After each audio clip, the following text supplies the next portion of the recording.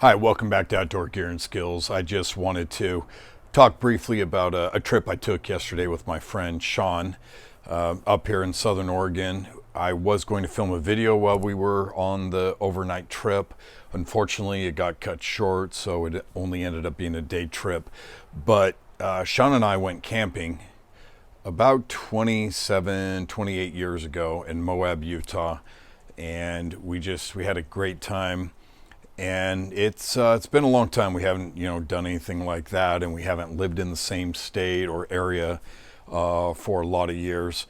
And recently, we kind of saw each other after quite a while.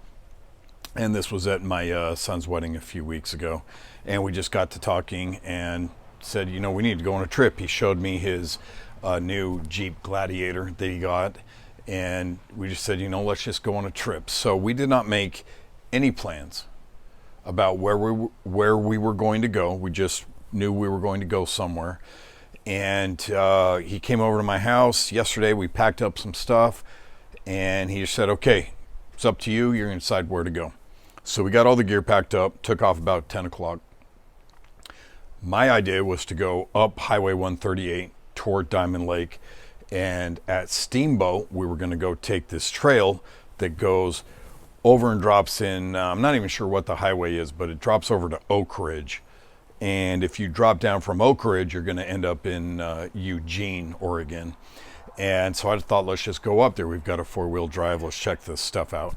We ended up stopping at the Steamboat Inn so I could kind of show him around a little bit. I've been there before. Beautiful part of the North Umpqua River. It's just very, very beautiful, picturesque. Famous fly fishermen, used to be in that area. So very beautiful. Grabbed a couple stickers, some stuff for the journal, and we decided, instead of doing this, let's come back, let's go up to Toketee where I like to camp. And I showed him my campground. We ended up doing this whole loop after we took kind of a little lunch break, and we went all the way up around Medicine Creek and came down, and then we just kind of waded in the water a little bit to cool off. And he had the doors off his Jeep, so it just was so fun to just kind of drive and have the wind blowing everywhere, kind of hang my foot kind of on the side of the door jamb area and just kind of hanging out there. And we headed up and decided, let's go to Crater Lake. We stopped at Diamond Lake, saw a lot of people that were, on boats, playing in the water. We got some sliders at the food truck, and it just kind of had this, almost like this 1940s vibe of, the summer camp kind of thing. It was really cool, and it was just beautiful weather.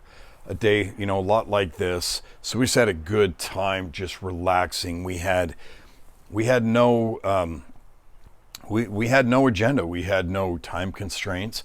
So we started driving toward from Diamond Lake up to Crater Lake, and there's a north and a south, and we took south. I didn't know which one to go to, but we took the south rim, and we drove about 47 miles, and it was just beautiful highway. Trees everywhere, river, creek crossings, and just beautiful. And then as we got into Crater Lake, we got into near the parking, which is just packed. There was a lot of people in there, but we caught a glimpse of the water, and I about lost my mind. I could not believe how gorgeous Crater Lake was, how blue it was. So we parked the Jeep, went over, took a bunch of pictures, kind of looked off the side. There was quite a bit of snow up in the area, so we took our shoes off and just stood in the snow, just kind of refreshing. And after, really kind of taking in, the picturesque scene there, went in and, got some stickers, postcard. I think Shawn got a water bottle, tumbler type thing. And then we drove up toward the North Rim, and that was actually a faster way to get home. And it was so awesome. It was just a great experience to be out, and we talked about some stuff, and we talked a little bit, but we didn't really we just kind of had a good time, and we just talked about our need to get outside more, to be outside, to experience this stuff. We've got trees everywhere. Literally, I'm driving around and I'm thinking, how many hundreds of thousands of trees are all around that we can see. Gorgeous rivers. The North Umpqua River is just beautiful. And it was just nice to have a road trip and just let go and be with someone that I've known for a long time and just be ourselves and get out and do stuff. Ate some, beef jerky, some lemon cookies, drank, a couple sodas, just had a great time, and just saw spots that are very calming, very, just mean a lot to me as we were doing this.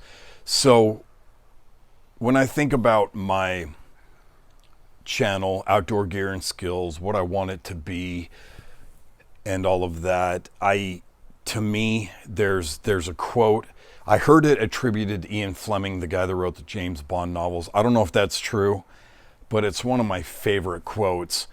And it says, never pass on an opportunity for adventure. And I just have not done that for last little bit. I've had so much crap going on that I haven't even taken the time, aside from my mountain biking, which I love. I've spent a lot of time up on, below Mount Scott, and that's great. But as I'm doing that, I'm after elevation. I had a goal, which I did hit. My goal was to climb 35,000 feet by June 30th, and I got 39,000 feet, so that was great. But I was chasing a target. I was chasing a goal. And I did stop. I took a lot of pictures. I would stretch, and so I did enjoy it. But this drive and being out, driving around with the tops off, and we're nerding out on our gear yesterday. All the things we were taking, for our overnight: hammocks, hatchet, our stove, just these different things. We're both just kind of nerding out on our gear and everything. And so I think about my channel, I want people to get outside and experience nature, wherever you live. I am looking at, maybe in the next couple of years, I may not be here anymore. I could be in any number of places. There's a possibility of maybe being in Houston, maybe Las Vegas, maybe Florida. Who knows? I have no idea, where we're going to end up long term. But there's stuff out there. Adventure awaits out there to go see things and just explore the area around you where you live. I'm just 7 years almost I've been here, and I finally got to see Crater Lake. And I did go there one time with my youngest son, and everything was snowed in. We couldn't even get to an overlook to see anything. And so this was really special to just see. I don't think I've ever seen anything so blue, any body of water. And the water in Cozumel that I got to see in October and then in January was beautiful. But this was so just something about it. I can't even describe it. I wish I'd had the time to make a video from one of the overlooks, to be able to kind of pan around and see the view. But there are so many things to get out there and see. And Shawn and I talked a lot about getting out there while we are here to enjoy it. And then when we get to the next place, wherever that may be, to go out and explore that as well. My hope is that anyone that watches my channel will take the opportunity to go out and explore. Even if you live in a really urban environment. I grew up in the San Francisco Bay Area. I lived in Utah for a long time, and it was very urban. I did like to go out and do stuff, but even if you're in an urban environment, there's always parks or cool things that you can go see. So I would just encourage you to get out there and explore. There is something, primal's not really the right word, but there's just something that calls us to go out and be out there. And especially in the Pacific Northwest, it makes me think of Lewis and Clark, Davy Crockett, frontiersmen. Like how were these guys wired that they could go out and do the crazy things that they did? And people were just kind of tough then. They had to be. Growing up where you had to build your own house, you literally had to kill your food every day instead of going to the grocery store like we do. But to get out there and enjoy the things around and take time to be outside and explore, that to me is just something that it's been driven home. That we're already in the beginning of July, and it feels like in 18 minutes that summer's going to be over, and that really sucks. This is my favorite season. So I would love to hear any things in the comments about trips you take, something you found as you went out and explored, and just share that with the community out there, because it makes no sense to me to wait until we retire and our bodies are falling apart and things like that to go out and start living our life and explore. The time to do that is now, and I hope you'll do that. As always, thanks for watching Outdoor Gear and Skills, and we'll see you out there.